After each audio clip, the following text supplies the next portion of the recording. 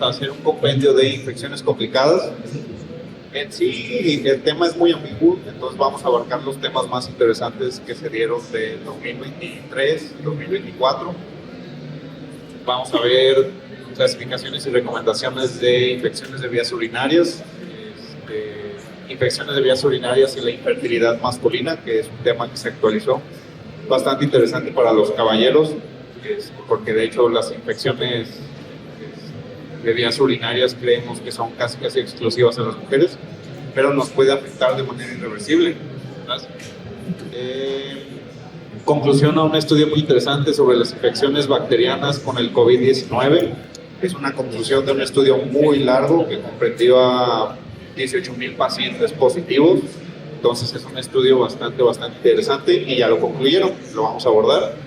Y un estudio que relaciona las infecciones virales y bacterianas con el VPH. También un tema muy interesante para las damas, ¿verdad?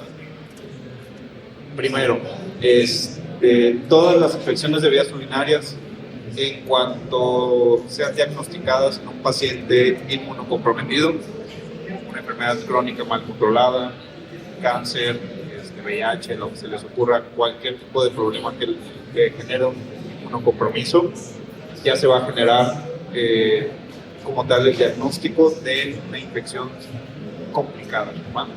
También pacientes embarazadas, aunque no generen síntomas muy molestos, si eres una mujer embarazada y tienes una infección de vías urinarias, también ya se te tiene que considerar como una infección de alto riesgo y una infección complicada, ¿va?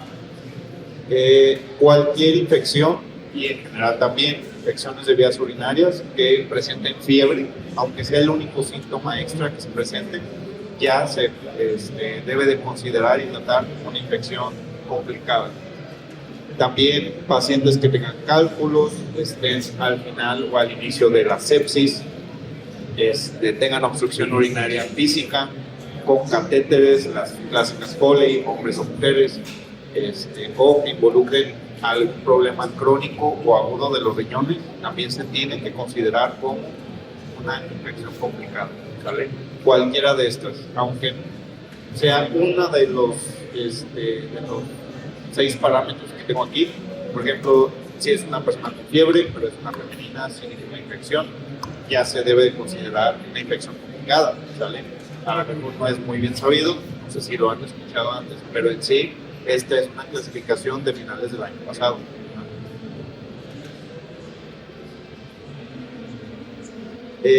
Las UTIs o IVUS, es lo mismo, es la segunda infección más común, suele ser asociada con la obstrucción de orina en general. Aquí, por ejemplo, en este segundo punto, es algo prevenible porque es el 100% relacionado a enfermería. ¿Quién de aquí es enfermero o enfermera? ¿Pueden levantar la mano, por favor? Los 3 aquí obviamente son alumnos. Ahí. Las demás personas con Filipinas no son enfermeros. Afines del sector salud, ¿verdad? Muy bien. Entonces, aquí es muy relacionado a un buen manejo de enfermería. ¿Por qué? Porque nosotros somos quienes instalamos el sondaje vesical, ¿verdad?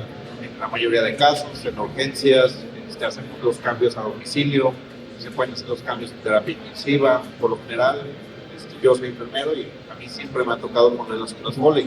Entonces, si la ponemos mal, si la inflamos con más solución, de hecho, acuérdense, alumnos por aquí, las sondas siempre se inflan, bueno, las sondas vesicales siempre van con solución salina, 10 mililitros.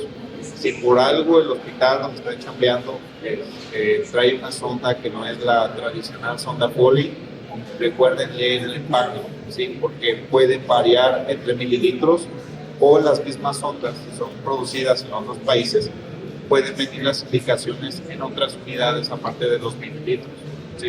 Entonces siempre llegan las indicaciones para no llenarla de más y producir una obstrucción y no llenarla de menos y producir una infección por una fuga de orina, ¿va? Es más común en mujeres que en hombres, en sí por anatomía, y la relación es 30-1, ¿sí? 30-1, es una relación extremadamente se podría decir como alarmante en qué tanta constancia las mujeres sufren de las infecciones, qué tanto las sufren los hombres, ¿va? Sí, es una relación bastante ilógica, ¿verdad? No sé si alguna vez habían escuchado esta relación de infecciones de mujeres o de hombres, pero en este caso es 30-1. Porque los patógenos responsables de la IBU se encuentran en la flora del colon. La IBU suele suceder, por ejemplo, después de colonizaciones transuretrales, perineales y perivaginales. ¿Sí? Entonces, obviamente, la mayoría de este estándar 30-1 de que las mujeres son más propensas a las infecciones es por anatomía, ¿verdad? De hecho, también si le preguntan a su gine, les puede decir que hasta el cambio de ropa interior, comprar otra marca o otro material, las puede hacer propensas a una IBU. Entonces, pobrecitas mujeres, hay que apoyarlas y comprenderlas, pero sí es importante que lo sepamos. Es una relación absurda, ¿verdad? 30-1. La incidencia de las IBUs incrementa con adultos mayores, 10% en hombres y 20% en mujeres. ¿Qué significa eso? Enfermeros que atendemos viejitos, hasta por el simple hecho de que pasan a ser adultos mayores, simplemente por ser mujeres ya tienen mayor probabilidad de desencadenar una IBU, ¿sí? O sea, todavía, y porque son viejitas, les va mejor, ¿verdad? Entonces, hasta aquí, ¿alguna duda por ahí?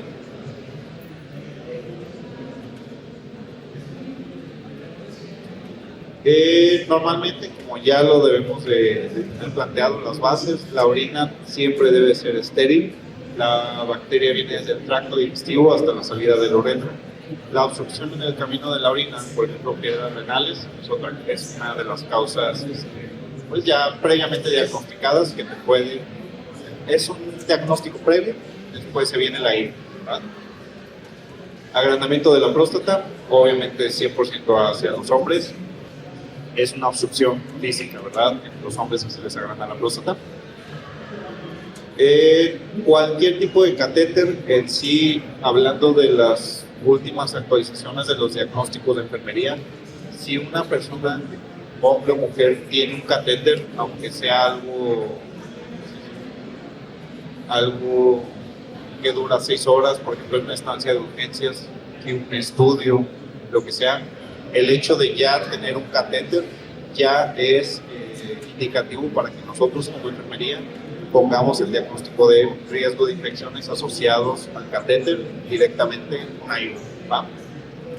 Entonces, no importa cuánto tiempo dure, si por algo te llevan al señor, el clásico señor deshidratado, abandonado, te lo llevan a revisión, a lo que sea, por comodidad del médico, te indica, ya sabes, va pasando el urólogo por ahí y dice, póngale una sonda en lo que le hacen el estudio para evitar manchar, lo que sea, por comodidad del médico, valga Dios, aunque sea algo que dure media hora, una hora, ya hay riesgo de infección, ¿sale? No estamos dependiendo de la mano, estamos dependiendo del proceso, del procedimiento, ¿va?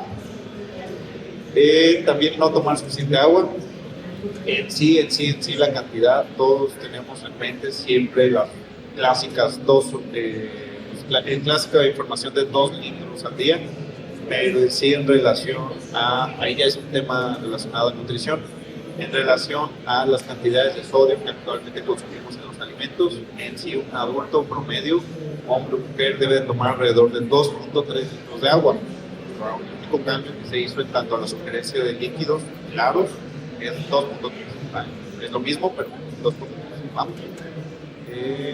Esperar demasiado para orinar, también los enfermeros casi no hacemos eso, el personal de salud casi no hace eso, casi nunca nos aguantamos las ganas de orinar, entonces aguantarse las ganas de pipí también es propenso a una IBU. Útero grande en embarazadas, ya sabemos obviamente que por sí en el embarazo el movimiento del peso en la gravedad predispone a las mujeres a ello, pero si ocurre un agrandamiento del útero ya es propenso para una IBU. Malos hábitos en mujeres, como desde niñas se les tiene que educar a nuestras niñas, lo correcto es, lo incorrecto es limpiarse de atrás para adelante, es lo correcto, entonces obviamente esto también es directamente relacionado a una IBU, ¿vale?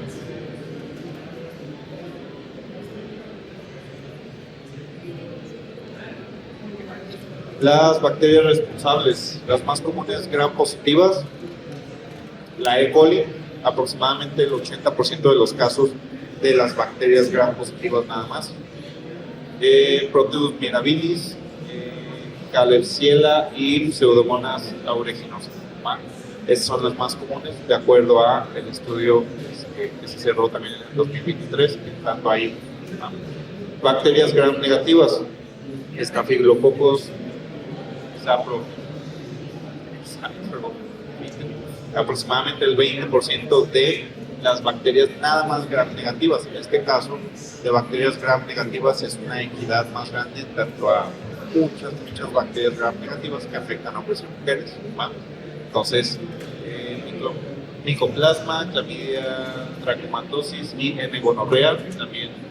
En este caso, las infecciones gram negativas que se limitan a la uretra, a diferencia de la E. coli, pueden transmitirse sexualmente. ¿Sí? Como ya lo hemos visto, infecciones de transmisión sexual, pero también son una estadística muy elevada para hombres y para mujeres que nos desarrollan la IR.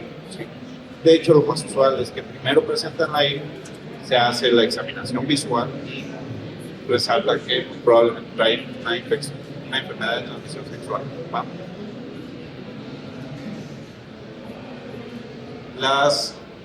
Hay dos clasificaciones de infecciones de tracto urinario, puede ser simple, hay un de la E. coli, no se nos olvide. Las infecciones no se propagan a otras partes del cuerpo y desaparecen fácilmente con tratamiento, ¿sí? Debido a la E. coli en la mayoría de los casos. Entonces, muchas veces nos han tratado de infecciones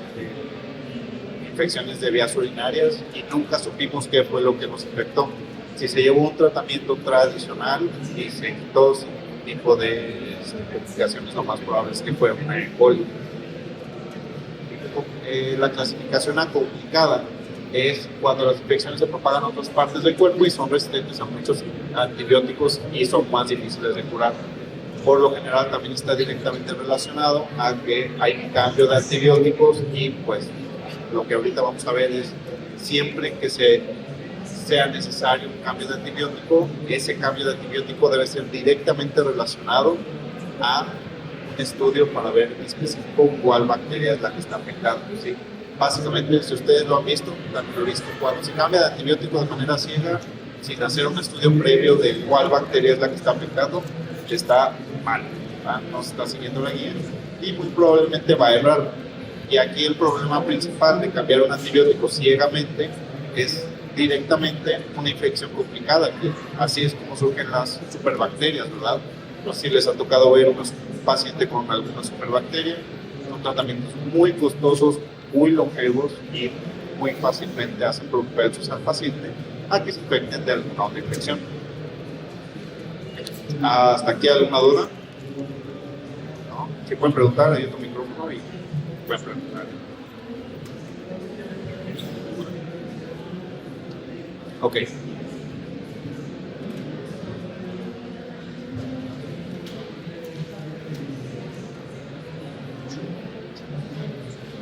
El tratamiento de la IBU en sí no han cambiado prácticamente nada en tanto a lo tradicional, que es lo que está en diagonal.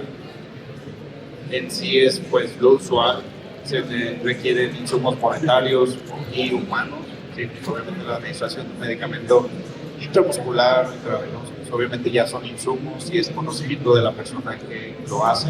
Obviamente es un gasto para el paciente en caso de que se haga a domicilio, ¿verdad? Pero aquí lo difícil, irónicamente, es lo menos costoso, ¿sí? Porque si nosotros hiciéramos más educación en cortar alguna de las líneas de infección, ¿sí? Alguna de las líneas de infección, ahí nos ahorraríamos millones en tanto a simplemente al Estado, ¿sí? Porque estas infecciones son las más comunes y son las que más fáciles se van a prevenir, ¿sí?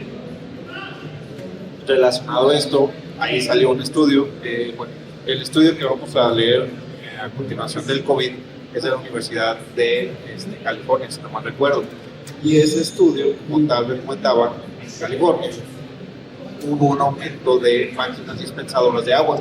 ¿Sí? Por ejemplo, yo en lo personal sí relleno mis garrafones, no sé quién más rellena los garrafones, pero Lo que recomiendan, si se han aplicado los desinfectantes de verdura, los que son en base de plata, unos goteritos, la imagen es una gotita feliz, así bien buena onda.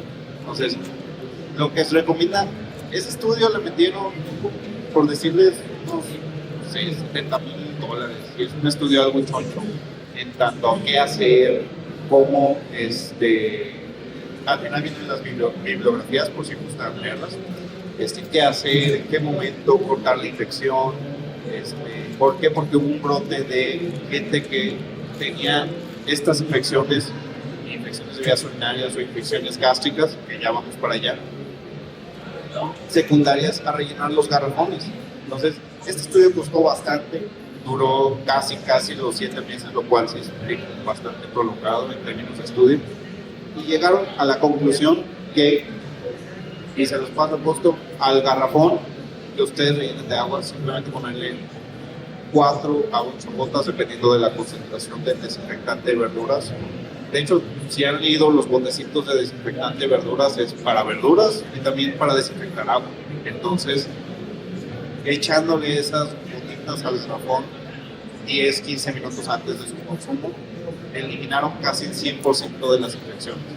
Un estudio muy caro y prolongado llegó a la conclusión de que echarle esas gotitas de desinfectantes, que son en base a un derivado de la plata, la verdad no recuerdo muy bien el nombre, es más que suficiente para eliminar casi el 100% de las infecciones gastrointestinales. Entonces, se las pasa al costo. Yo desde que lo leí, de hecho, sus 8 gotitas a mi garrafón recién lleno de agua, y se van a prevenir muchos hechos por van. Este es un ejemplo de cortar una cadena de infección. Por ejemplo, tanto a hortalizas, si se riegan con heces de animales, porque eso es básicamente el estiércol, ¿verdad? Si se riegan las hortalizas, en ese caso nosotros no podemos hacer nada para prevenir que, pues, obviamente, un agricultor, un granjero, pues riega las hortalizas, ¿verdad? Lo que sí podemos hacer es, obviamente, cortar aquí el ciclo de infección, ¿sí? Pues, obviamente con los boteritos ya mencionados, que va a ser un derivado de la plata, ¿verdad? Bastante sencillo. Es a lo que se refiere con se necesita educación, porque en sí la relación costo de insumos a prevenir una infección es gigante en relación al antibiótico promedio. ¿Sí me entiendes? Bueno, inviertes en un desinfectante de 1 litro, te va a durar 1 año sin ningún problema entre garrafones y verduras, y vas a prevenir en promedio al año $7,000 de gasto en antibióticos, medicamentos para el dolor, en jeringas, en pagarle a la vecina enfermera para que te inyectes. ¿Sí me entiendes? Es prevenir, ¿va? Que es básicamente uno de los pilares de enfermería, prevenir. Por ejemplo, directamente sí está relacionado la irrigación, ¿cómo se dice? Cuando se le echa, bueno, se fertilizan, cuando se fertilizan las verduras, sí está relacionado a el consumo del agua que se va a filtrar para consumo humano. Sí, en este caso porque hay un tipo de reflujo en tanto a los fertilizantes que regresan estos desechos de animales que son buenos para las hortalizas pero malos para nosotros. Entonces, no es un sistema perfecto en tanto a la irrigación de estiércol, de las hortalizas, el estiércol de las hortalizas, puede haber un reflujo y nos puede contaminar el agua que se utiliza para consumo humano. Sí, entonces, en este caso nosotros, tanto como civiles, tanto como enfermeros, no podemos hacer mucho más que lo lógico, ¿verdad? No tomar agua de los grifos, de la llave, y educar a los niños con agua. Contacto directo y productos alimenticios, pues, es básicamente lo que ya checamos, que es limpiar los alimentos y de persona a persona. De aquí de enfermería, ¿a quién le ha tocado dar una plática de prevención en algún centro de salud o hospital de primer, segundo nivel? ¿Alguien le ha tocado dar pláticas? No. La relación pláticas tanto a futuro. Ahora, hay un esquema que comparte el IMSS, pero no permite desgraciadamente tomar captura de pantalla, en el cual el IMSS dice que un enfermero, cuando da una plática, si hay un solo oyente, ese solo oyente hace un promedio de 30 personas comunicadas, ¿sí? Del tema importante relacionado. Aquí, cada uno de ustedes, en promedio, va a informar los temas que les hayan sido de más interés a ustedes a 30 personas. Y eso es una cadena obviamente buena. Si fuera una cadena de contagio de COVID, pero en este caso es una cadena positiva, ¿verdad? Entonces, el promedio también es 1 a 30, a la inversa, pero aquí en lo difícil que es educar a la población es eso, buscar maneras como enfermero, como profesional de la salud, para educar a las personas y evitar que de una persona a otra se siga haciendo un contagio que perdure. Pues, prácticamente, ¿cuánto les gusta una infección que dura 15 días, un mes? Cortando los síntomas, un mes en promedio. Entonces, aquí la cosa más sencilla es educar, pero no estamos mucho del hábito de ello. Entonces, por ejemplo, ahorita les mencioné este estudio de echar en promedio 8 gotas a un garrafón. Esa información probablemente ustedes la van a aplicar en sus domicilios, ojalá lo hagan, los invito ampliamente, porque yo sí en lo personal noté una baja impresionante en las infecciones a eventos diarreicos en mi casa y con mi familia desde que empecé a hacer eso. Entonces, háganlo. ¿Sí? También les mencioné que yo sí relleno los garrafones, lógicamente, ¿verdad? Entonces, una medida preventiva que afecta en un promedio a 30 personas por cada persona que escucha hablar. ¿Ah? ¿Hasta aquí hay alguna duda? No. Una disculpa.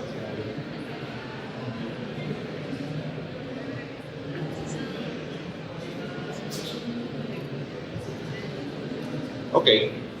¿Recuerdan por ahí de 2011 que nos estaban diciendo que la próxima pandemia, bueno, ahora resultó ser COVID, ¿verdad? Pero iba a ser las superbacterias? Pues ya estamos en esta era. ¿Sí? El resultado de la automedicación ya en el 2023 brincó un estudio en el cual este es literalmente el resumen de todo el estudio en una sola diapositiva. Esta es la resistencia a antimicrobianos en general en porcentajes.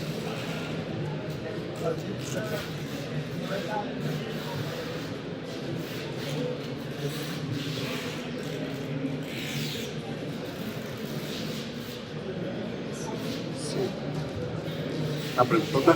Dígame, Alan. Las superbacterias eran las que la gente para no tanta resistencia para más costes o como 1 o 2 eran efectivos. Exactamente.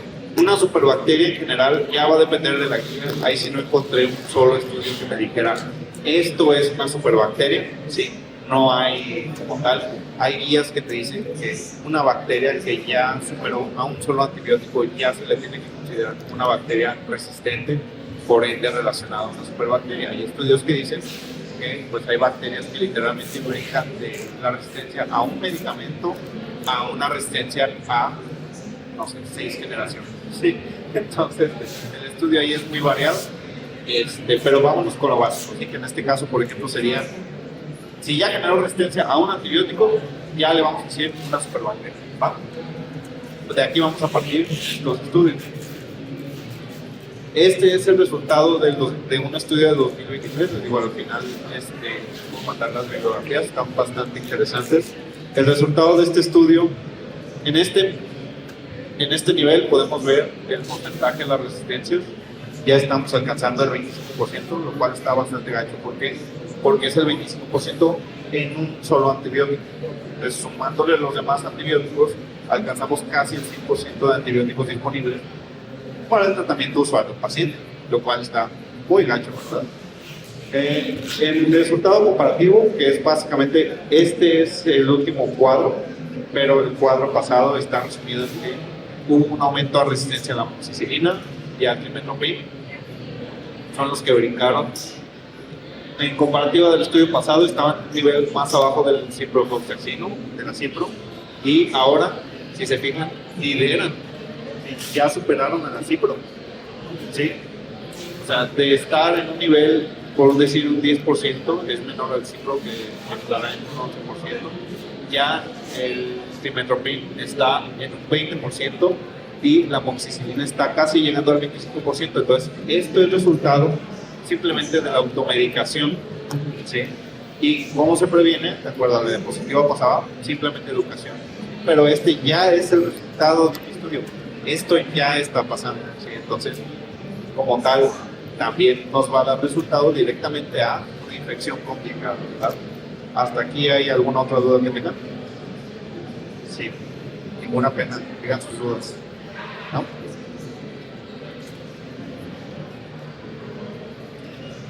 La resistencia es equitativa. Ahora sí va a sonar muy gacho, pero ¿qué pueden leer del estudio? Resistencia a antibióticos, sexo biológico nada más, no, como nos percibimos. Básicamente, aquí las más afectadas son las mujeres. Por X, por Y razón, por la automedicación. En mi domicilio, la verdad, mi abuelita en paz descanse, en su tiempo sí se automedicaba. Mi mamá se automedica. Yo no me automedico, pero pues estudié esta carrera. Entonces, aquí la cosa es que en la resistencia, en las más afectadas, hay una relación, no es 175%, es el porcentaje que está entre paréntesis. El 96% de afectadas son las mujeres, ¿sí? Entonces, otra vez las mujeres. Aquí esto puede estar relacionado a que, recuerdan de las primeras diapositivas, ¿verdad? ¿Cuál era la relación de infecciones de vías urinarias entre las mujeres a hombres? 30-1, ¿sí? Entonces puede estar obviamente directamente relacionado. Como tal, este estudio no lo menciona, pero podemos hacer conjeturas bastante lógicas, ¿verdad? Sí, y si recuerdan la diapositiva, en las demás imágenes, en las demás antibióticos, también las mujeres lideraban por mucho la resistencia, la afección a los antibióticos. ¿Sí? Entonces, como tal, a este estudio, es un estudio que está en PubMed, si no mal recuerdo, está muy choncho, muy bien investigado, muy chido. Termina el estudio con una frase en la cual invita, por sobre todas las cosas, a la población más inteligente, que son las mujeres, a por favor no automedicarse, ¿sí? Porque como están viendo en la imagen pasada y en las primeras, son las más afectadas, ¿sí? Son las más afectadas a infecciones, son las más afectadas a en su cuerpo generar una superbacteria, ¿sí? Entonces ya lo dedujeron, ya tiene la evidencia. Entonces, de 1 a 30, también de acuerdo a lo que nos indica el INF, acuérdense que una persona que escucha una ponencia se queda con algo que le interesa y en promedio una persona educa a 30 personas. Entonces, está en ustedes, por favor, hay que cultivar la educación de no automedicarse, ¿verdad? Bueno, en la diapositiva pasada, el que dio un brinco fue amoxicilina y trimethoprim. Aquí está la amoxicilina y el trimethoprim. Subió aún. En general, este es un estudio que se sumó a adultos. No fue un estudio equitativo, en tanto a decirte, entrevistamos a 50 hombres y a 50 mujeres, se hizo un estudio en general local, pero el vaciado de datos que estamos viendo aquí es la gente que fue positiva a la resistencia de antibióticos. ¿Sí? Entonces, por un decir, si aquí podemos sumar 175 o 160, podemos tener un promedio de unas 400, 500 personas entre hombres y mujeres que dieron positivo, pero en sí estos estudios suelen ser de más de 4,000 personas, ¿sí? Entonces no es tan común que haya una resistencia, ¿verdad?, a la bacteria, pero aquí nos está dando el resultado de que ya los que fueron generaron resistencia a la bacteria son las mujeres, ¿sí me entienden? Entonces no es cosa como que ya todo el mundo nos vamos a morir, pero sí es cosa de que si tienen una infección, ustedes, nuestras queridas damas, son las más propensas a una infección y a generar una resistencia a la bacteria, ¿verdad? ¿Hasta aquí alguna duda? ¿Sí? Muy bien. Y de acuerdo también para finalizar con la diapositiva, el resultado final del estudio, la conclusión dice mayor frecuencia de resistencia en mujeres, tanto en betalactámicos, quinolonas, sulfas y macrólidos. En este caso aquí puse la fuente porque es un estudio aparte, es un estudio que se hizo en Latinoamérica. Una infección de vías urinarias inferiores, más comunes que afectan en general a todo México. Si es necesario un tratamiento de segunda línea por hipersensibilidad, efectos secundarios, fracaso del tratamiento de la primera línea, se recomienda de manera imperativa el urocultivo con prueba de sensibilidad. Es lo que les mencionaba. En sí, esta es la conclusión me parece, un estudio clínico diagnosticado. Entonces, esta es la conclusión del estudio pasado y básicamente nos dice que antes de brincar a una segunda línea, en este caso por hipersensibilidad. La hipersensibilidad no está relacionada a que hayan hecho una resistencia, ¿verdad? Ni a que sean como tal alérgicos. Pero si simplemente el antibiótico no está generando algo positivo en ustedes o en sus mujeres, si se va a hacer un cambio y ustedes ya tienen una infección de vías urinarias, es imperativo, o sea, es casi de ley que primero se haga un urocultivo con prueba de sensibilidad, ¿sí? Porque ya se hizo imperativo.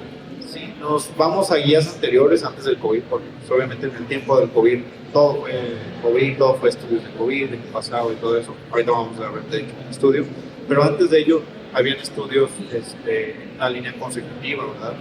Pero en esa línea consecutiva, que fue hasta el 2020, 2019, 2018, hubieron muchos estudios en los cuales las conclusiones eran, se recomiendan básicamente, ¿sí? Se recomienda en uno de 5 casos, se recomienda en uno de 10 casos de infecciones de vías urinarias que se haga un urocultivo con prueba de sensibilidad.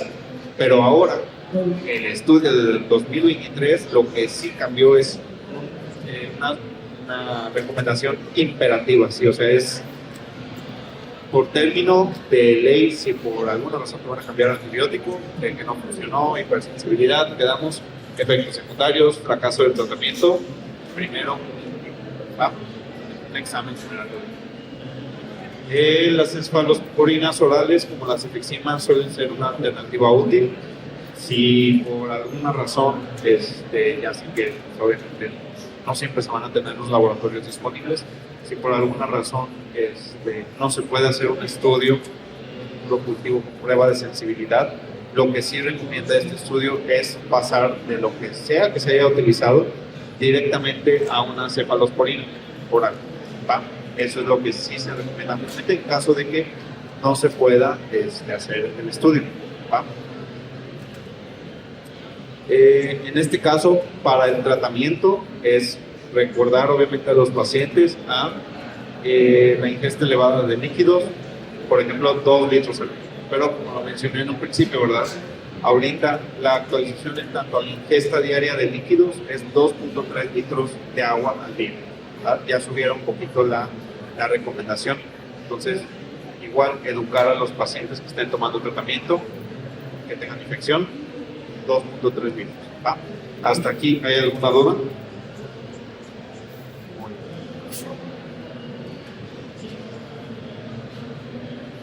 Bueno. Infecciones de vías urinarias complicadas, por ejemplo la pielonefritis, hay que seleccionar los antibióticos según los resultados de la sensibilidad del cultivo, que comentaba. Se recomienda ampliamente una dosis única adicional de aminoglucósidos, gentamicina. Esta también es una recomendación, lo pueden apuntar ahí para darle una recomendación al médico tratante. Se puede dar una dosis única adicional de algún aminoglucósido, ¿va? Como les digo, es la conclusión de este estudio y vieron que pues, obviamente el darle una dosis única es bastante positivo en tanto al manejo de higos en hombres y en mujeres, ¿va? ¿Qué más? Bueno, otra vez recalcando la rehidratación, ¿verdad? Porque básicamente si se hace un tratamiento sin hidratación correcta, sin mínimo los 2 litros de agua, no se va a dar el 100% del cambio a la mejoría. No van a haber beneficio en tanto a signos y síntomas, puede que siga igual, ¿va? ¿Hasta aquí alguna duda? Dosis única como recomendación, ¿va? No decirlo como un sábelo todo al médico, porque pues, el médico te puede decir, pues, ¿para qué vienes? Tú ya no sabes, ¿verdad? Decirlo como una recomendación, una dosis única de, por ejemplo, gentamicina, ¿va? Infecciones e infertilidad masculina. ¿Alguien ha escuchado algo relacionado al tema?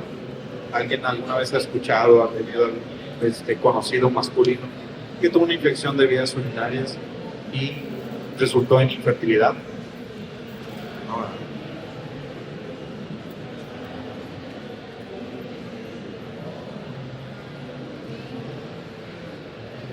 Aquí es uno de esos estudios que se basan en otros estudios. Por ende, este estudio es la culminación de 189 estudios seleccionados hasta mayo de 2023. Seleccionados porque obviamente descartaron tratamientos, descartaron signos y síntomas, descartaron estudios sobre infecciones e infertilidad masculina relacionados a pacientes con cáncer, pacientes con una diabetes sin un manejo previo, ¿sí?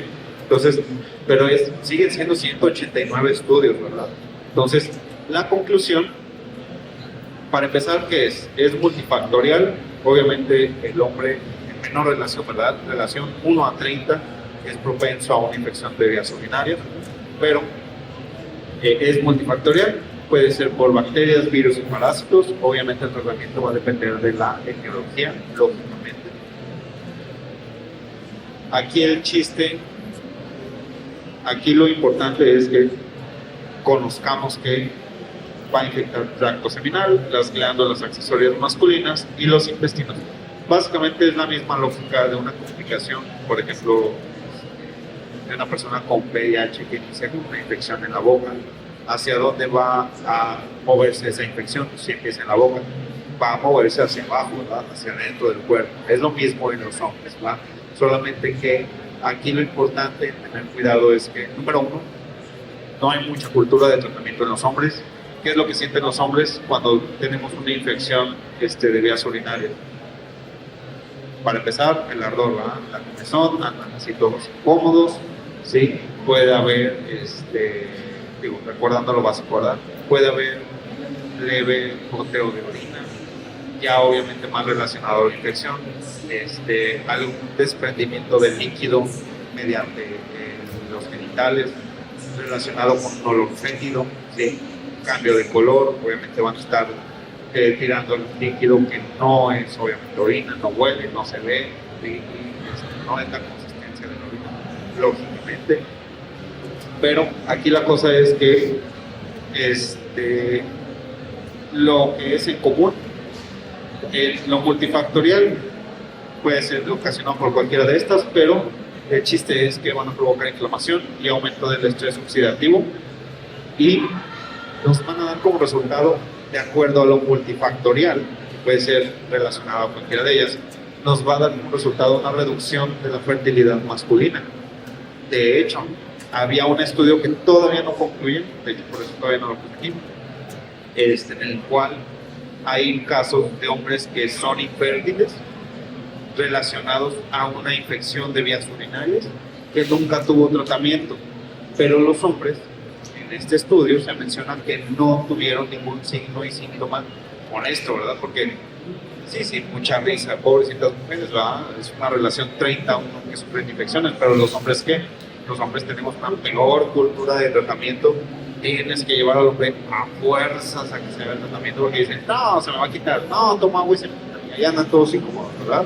Entonces tenemos una muy mala educación.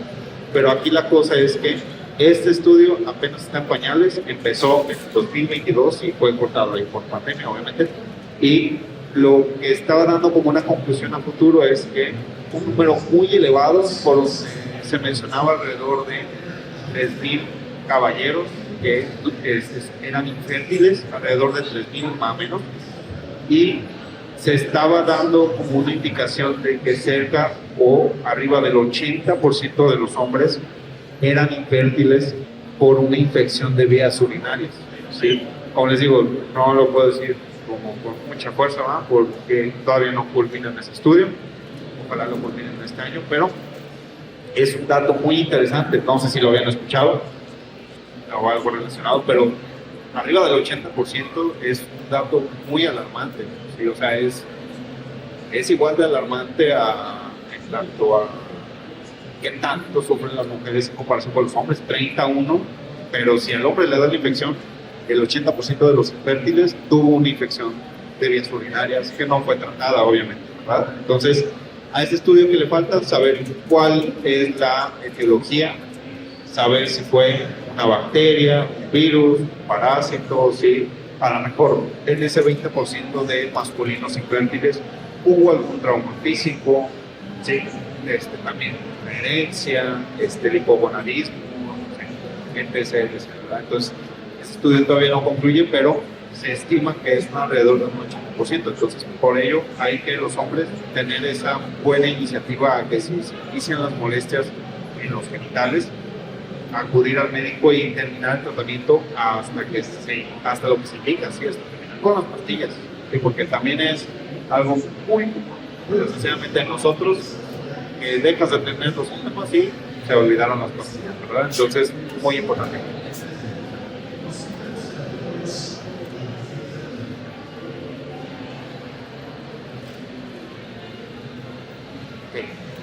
¿Qué más sucede? Las infecciones por bacteria, por virus, etc., aumentan la fragmentación del ADN en el esperma y alteran los parámetros del espermograma. Entonces, básicamente, o dejan de producirlo, o los que producen están todos tontos, ¿verdad? Como los espermas o melocitos. Estaban todos tontos, no funcionan, entonces nos va a dar resultado una multietiología que al final es una reducción de la fertilidad.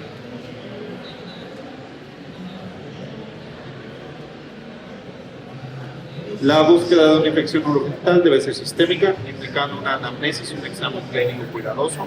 Obviamente esta es una indicación per se, no iniciar un tratamiento al azar, tienen que hacer una anamnesis y también no porque seamos hombres y la mayoría de los signos y síntomas sean bastante similares, que son los que acabo de mencionarles, pues ya se inicia con un antibiótico pues al azar, ¿verdad?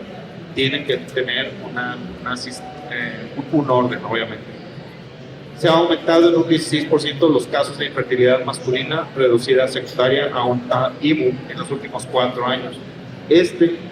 Como tal, no pude ver bien si era un estudio ya concluido, era un PDF relacionado a otra exposición, pero esta era la conclusión, que hasta el 2023 hubo un aumento del 16% de los casos de fertilidad masculina reducida secundaria a una IBU, ¿va? Entonces, del 2023 para atrás,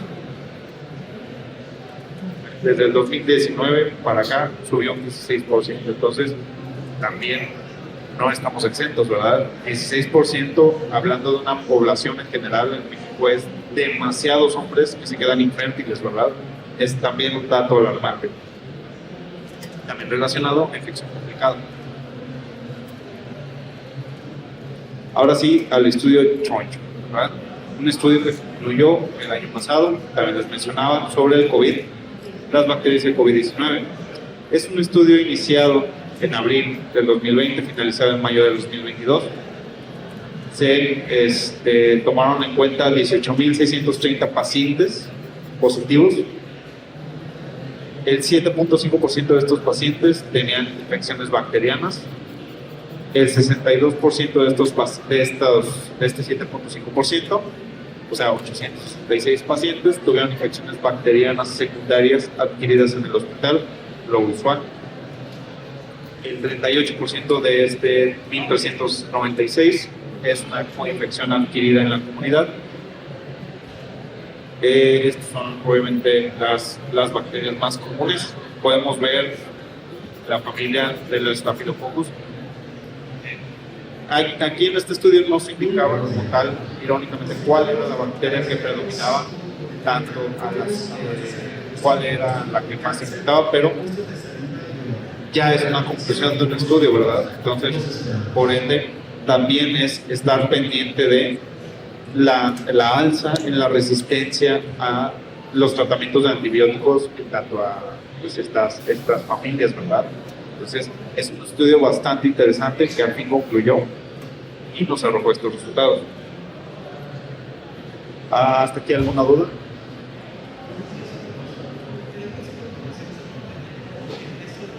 La comorbilidad asociada a la gravedad en los casos de infección secundaria adquirida en un hospital fue del 79%.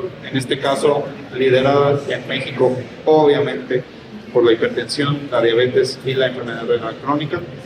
Ojo, la enfermedad renal crónica entró en este parámetro también en un alto porcentaje. ¿Por qué? Porque había pacientes que tenían enfermedad renal crónica y no lo sabían. ¿Sí? Estaban en etapas tempranas o etapas que no daban como tal signos y síntomas alarmantes y terminó entrando, sí. Entonces es un estudio bastante interesante porque hay mucho enfermo renal médico, obviamente relacionado a nuestra cultura, ¿verdad? Qué tanto refresco tomamos, la mínima ingesta de agua, el abuso de medicamentos, los OTCs, como dicen los gringos, los over the counter, que son el paracetamol, el ibuprofeno, tomados de manera indiscriminada, el ácido salicílico, ¿sí? Entonces, esto es bastante interesante porque ya el 79% ahí se metió la enfermedad renal crónica, ¿verdad? Entonces, mucho cuidado ahí y pues es un dato de alarma, ¿sí? Al final de cuentas.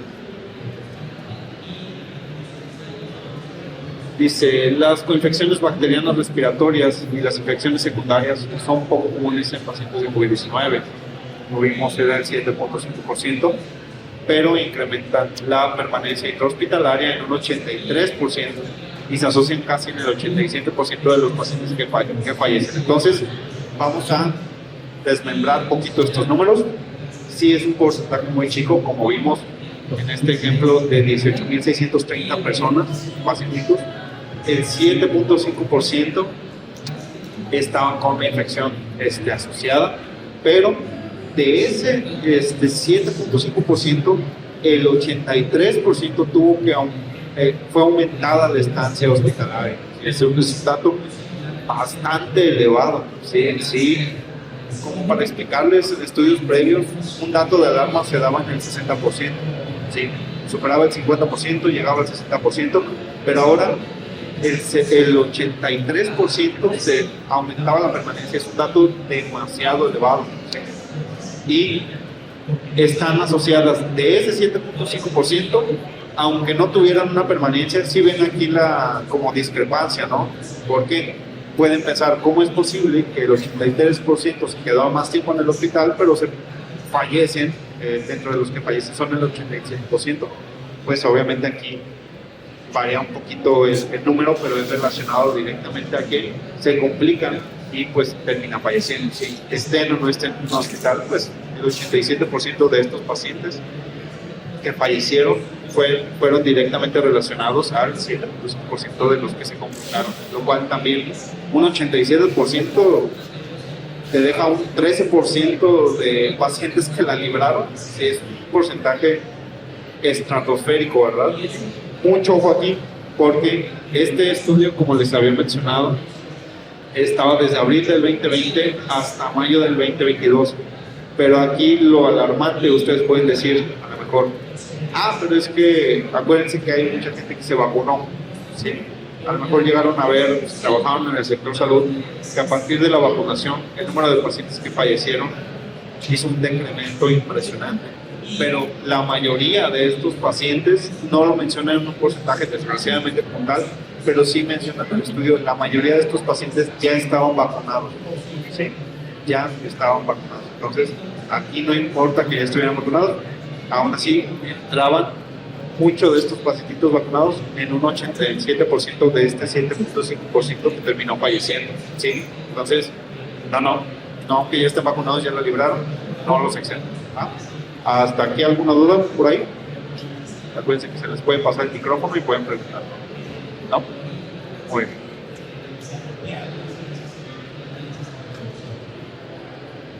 Ahora sí.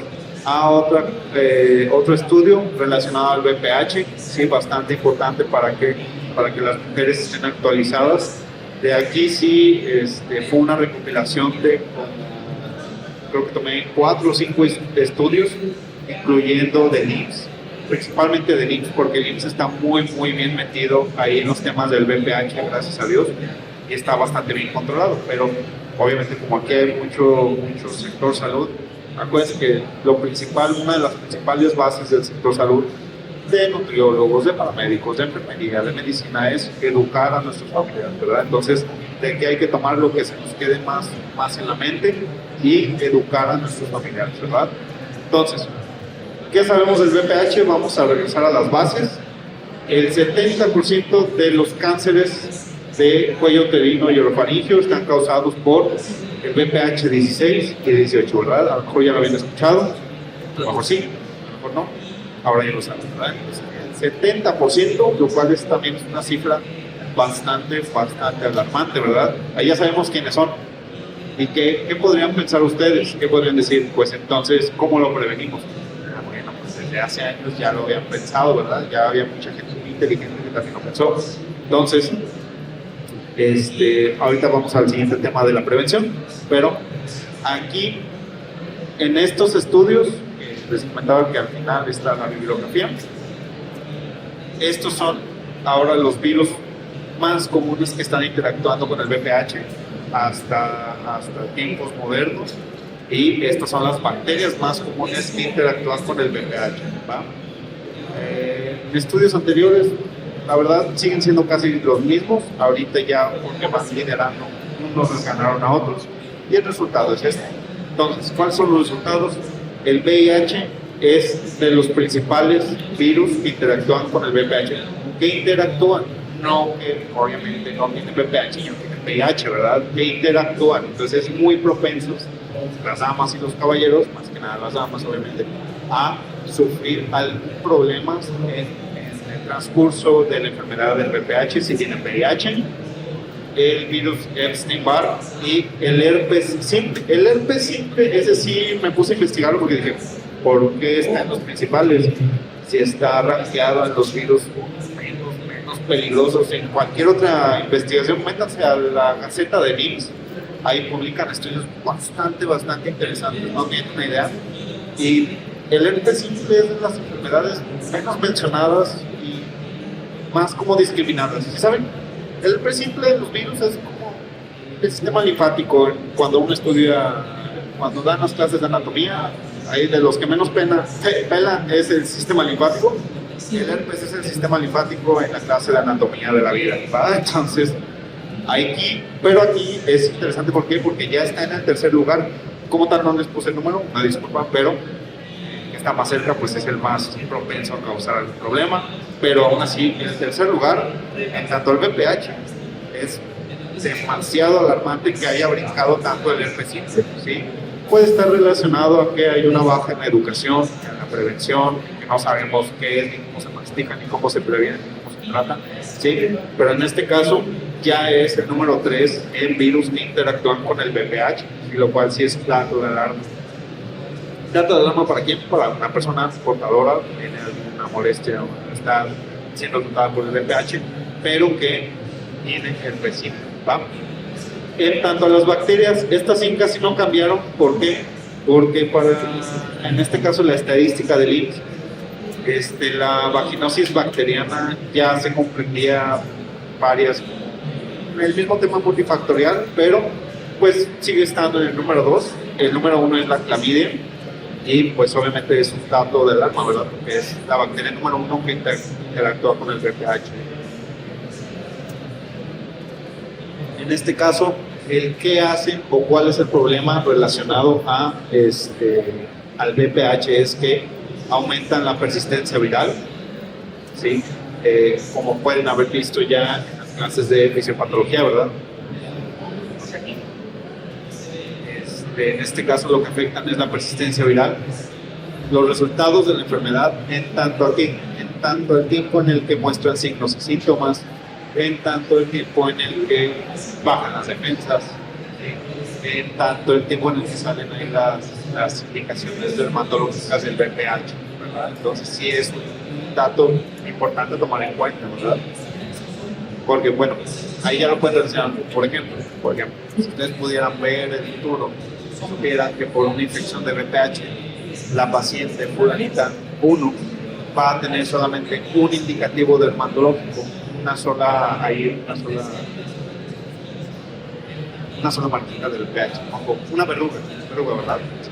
Una sola verruga. Si ustedes ya fueron a saberlo, si tienen alguno de estos virus o bacterias, va a resultar resultados en la enfermedad y directamente se van a multiplicar las verrugas, ¿sí me entienden? Va a prolongar lo visual y el tratamiento, ¿sí me entienden? Entonces va a afectar directamente. Y este es 74% es el resultado de un estudio también muy largo. Cualquiera de estas 5, bueno, pues obviamente también el tercer lugar de las bacterias, que ya era una gráfica un poco más chiquita, pero cualquiera de estas 5 se ven en hasta el 74% de las evoluciones agresivas. Esto es lo importante y a esto es a donde quería llegar. Cuando no hay un buen manejo de cualquiera de estas infecciones relacionadas directamente con un VPH dominante o predominante, ¿qué nos va a dar? Van a estar relacionadas pues hasta un 74% de cáncer, ¿verdad? Sí, este es un dato bastante grande. Un 74% es un dato de alarma gigante, ¿sí? O sea, ¿cómo es posible que esto no esté en el periódico, verdad? Es un dato obviamente relacionado al tema principal de una infección común, ¿verdad? ¿Hasta aquí hay alguna duda? Bastante expedito, ¿verdad? Sí se comprende. Aquí el resultado es que cualquiera de estas infecciones de virus o bacterias mal manejadas o sin conocimiento previamente nos van a dar resultado a que están relacionadas al 74% de una progresión agresiva del VPH, ¿sí? Un rápido físico. Lo más usual del cáncer, ¿verdad? La recomendación sigue siendo la misma. Eso sí, me aventé 2 artículos anteriores del IMSS y sigue siendo exactamente lo mismo. Es educar a nuestras jovencitas, por favor, a cumplir con la vacunación del VPH bivalente. En este caso, ¿cuál cubre el bivalente? Pues las 2 más, ¿verdad? O la tetravalente, ya la que tenga disponible en Centro de Salud o IMSS, ¿verdad? Porque ya te cubre lógicamente con la malvada 16, VPH 16 y VPH 18. Entonces, por favor, cumplan con los esquemas. Y por ahí me han tocado trabajadores de la salud que en empresas que hacen campañas de vacunación internas, también a mujeres y a hombres también los vacunan contra el VPH. Entonces, hombres también, no dediqué una diapositiva porque no es un dato de alarma tan grande, pero pues, ¿qué nos puede pasar a los hombres si tenemos algún avance con el VPH? ¿Han escuchado qué nos pasa a nosotros, los hombres? ¿Han escuchado algo? ¿Han escuchado algo? Por ahí atrás, ¿han escuchado algo? ¿Qué nos pasa si tenemos VPH?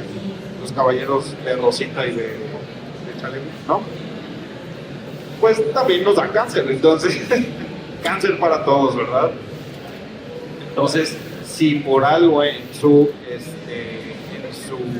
empresa, esto, pues, que estén contratados como sector salud en una empresa, llega una campaña de vacunación ahí privada, ¿les ofrecen la vacuna del VPH? Sí. No lo piensen 2 veces, hombres, si tienen la posibilidad de vacunarse, sí, porque pues, obviamente somos portadores, ¿verdad? Entonces ahí está la cosa. Si no nos da cáncer, pues nada más portamos y contagiamos, ¿verdad? Ni por uno ni por otro lado, ¿verdad? Entonces, nunca, no lo duden 2 veces. Hombres, también si tienen la oportunidad, vacúnense, ¿va? ¿Hasta aquí hay alguna duda? En tanto a porcentajes, a lo mejor pueden pensar, ¿y a los hombres qué tanto les da cáncer? La verdad, suena gacho, pero no hay ningún estudio. Bueno, o sea, sí hay estudios, pero no actualizados que nos digan qué tan propensos somos. No sé por qué. A lo mejor no es de interés, pero obviamente lo que sí es de interés es las mujeres, ¿verdad? Que obviamente en una progresión rápida del VPH, si se ven infectadas por alguna de estas 5 personas más comunes en México, pues están relacionadas al 74%, ¿verdad? Entonces sí es un dato de alarma.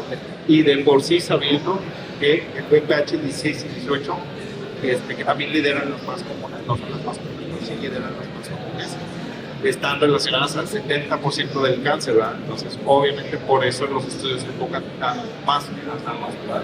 Entonces, también es un dato muy importante. Pequeño paréntesis también, ¿cómo está relacionado a una infección complicada? Bueno, cuando se tiene un diagnóstico previo por VPH y se cuenta con alguna de las infecciones, ya se tiene que dar un manejo como una infección complicada por parte de su médico, siempre. Entonces, por ese lado está relacionado al tema. La eficacia de las vacunas en mujeres sin evidencia de infección previa a la vacunación es entre el 93 y el 95% contra lesiones precursoras del cáncer. Entonces, damas que no tengan una lesión previa se vacunan a tiempo, cumplen con el esquema que es una dosis única, tienen una protección de entre el 93 y el 95%, lo cual está bastante bien, ¿verdad? El esquema es dosis únicas de 9 a 14 años, obviamente intentando cumplir con la vacunación antes de que las mujeres inicien con su vida sexual, ¿verdad? Entonces, a lo mejor ya lo sabían, a lo mejor no, que ya tienen el dato, ¿va? ¿Hasta aquí hay alguna duda?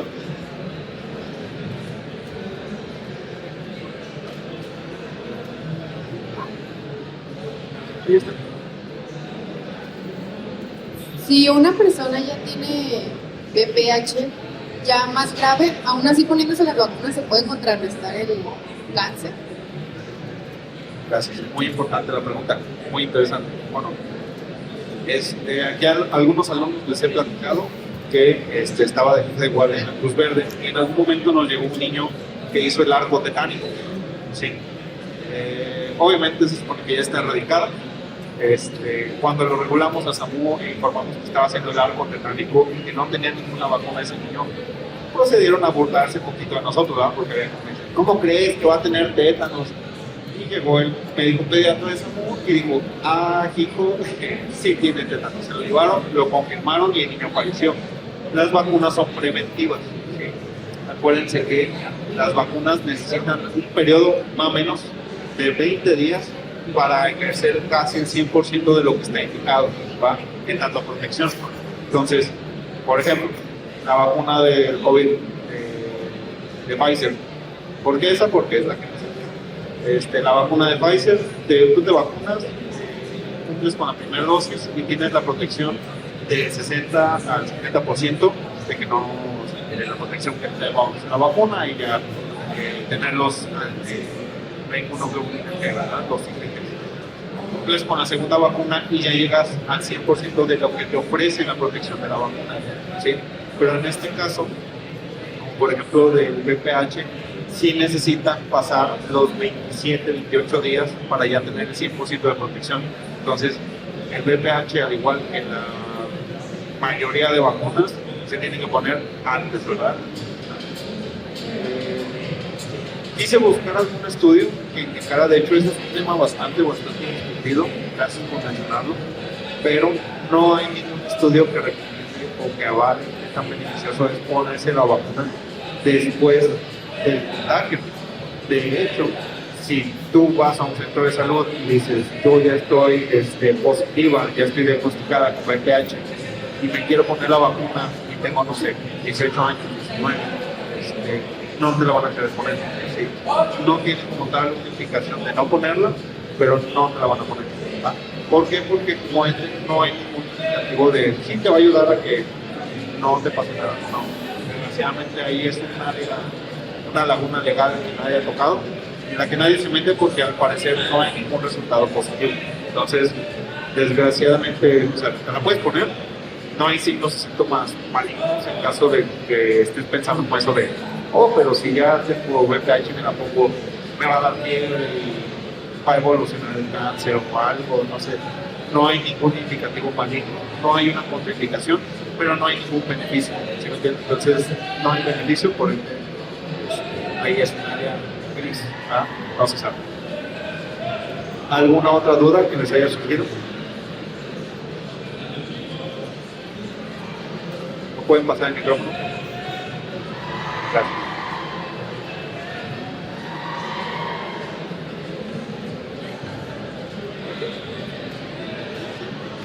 Porque no se cataloga la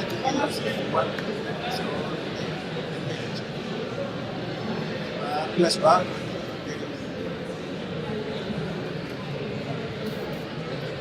Muy buena pregunta, gracias.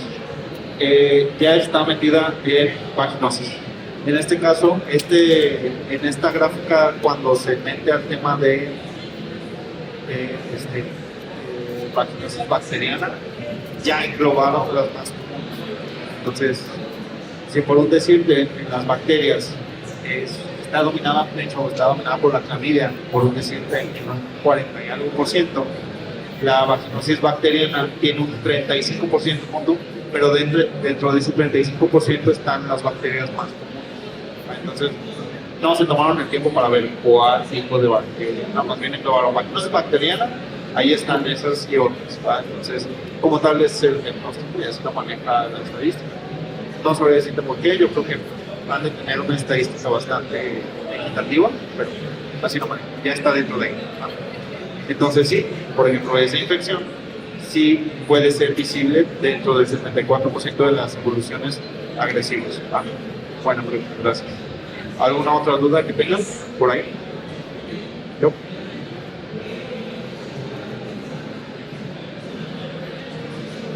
Entre las mujeres infectadas por VPH, aquellas que fuman, también, otro dato muy importante, por eso lo puse aquí arriba.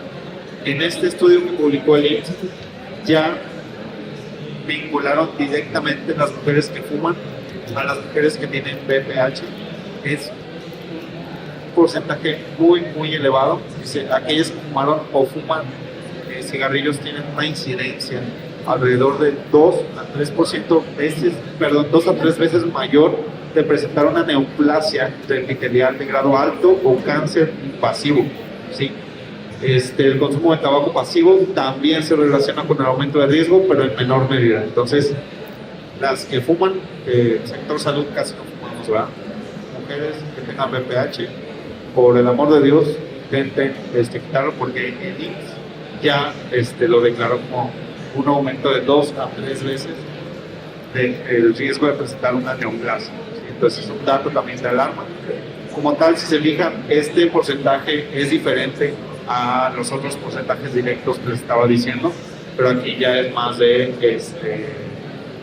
la incidencia. Entonces, una incidencia, si lo ven como desde una perspectiva de porcentajes, el decir una incidencia 2 o 3 veces mayor es como decir que aumentó de un 20% a un 60%. ¿Sí me entienden? O sea, es una incidencia muy, muy, muy elevada. Entonces, personas femeninas, masculinos con VPH, aguas con la fumada, porque aumenta de manera dramática las posibilidades de un crecimiento maligno. ¿Va?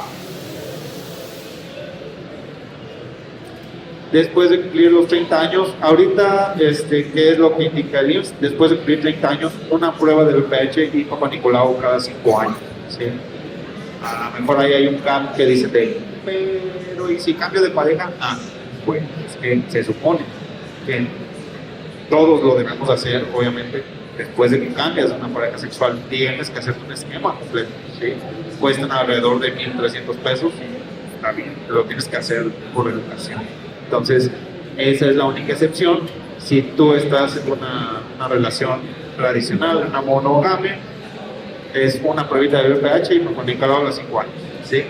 Siempre la prueba de VPH sí, porque pues mujeres no confían en los hombres y hombres viceversa. Entonces, hay que hacerse la prueba. ¿Hasta aquí alguna duda? Este es el esquema como tradicional y actualizado, ¿va? En una mujer que ya está vacunada con el VPH, ¿va? Entonces, ahí es por eso que es cada 5 años, ¿va? Entonces, es una mujer ya vacunada, relación monogamia y una pruebita y Papá Nicolau cada 5 años, ¿va?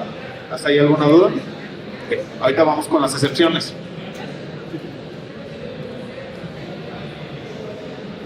Con VPH, la duda que deben de tener, con VPH sin vacunación, Papá Nicolau cada año o más seguido indicado por su ginecólogo. Aquí ya es un área otra vez gris, en el cual va a depender de su médico de confianza. Pero si nos vamos a una guía española, que son las más comunes, bueno, no las más comunes, las más actualizadas, las guías españolas dicen cada 10 meses, pero aquí, pues, como México, pues, te vas a cada año, o sea, no batallar, ¿verdad? No tener que estar descuadrando los meses.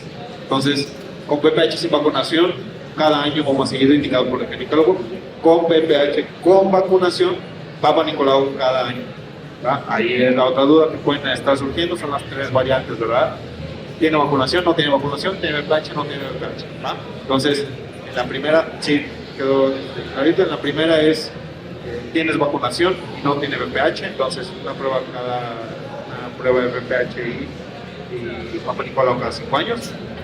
Con VPH sin vacunación, cada año o más seguido, de acuerdo al ginecólogo. Obviamente esto es secundario a un Papá Nicolau. No te hacen el Papá Nicolau y luego te dicen, sabes que ahí vi algo, una inflamación, ahí vi algún crecimiento, entonces te va a hacer el Papá Nicolau cada 6 meses. ¿Va? Pues va a ser dependiendo del médico.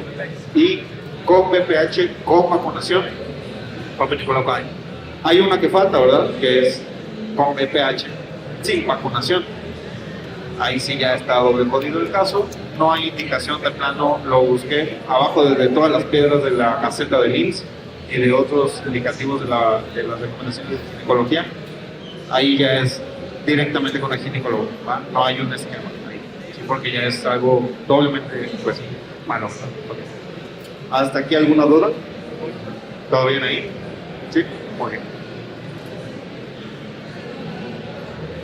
Gracias por su atención. Aquí están las bibliografías que utilicé para el estudio. Muchas gracias.